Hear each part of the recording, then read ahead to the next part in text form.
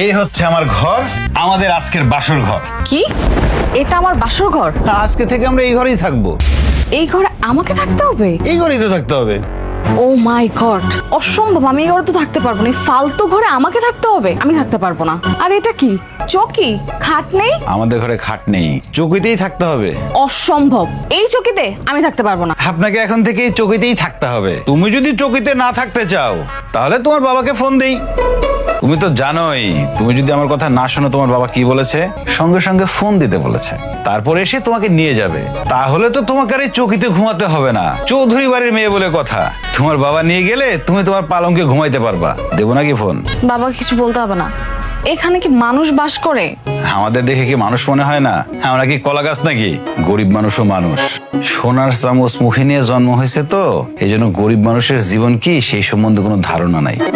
অসুবিধা নেই ম্যাডাম, কয়েকদিন থাকো, তারপরে সব অভ্যাস হয়ে যাবে। সবকিছু জানতেও পারবা, বুঝতেও পারবা, তখন এইটাকেই নিজের পালঙ্ক মনে হবে।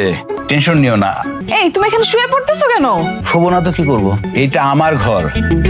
ছোটবেলা থেকে এই ঘরেই বড় হয়েছি, এই ঘরেই ঘুমাইছি। তুমিও শুয়ে পড়ো, আজ বাসর ঘর বলে কথা, বাসর রাত।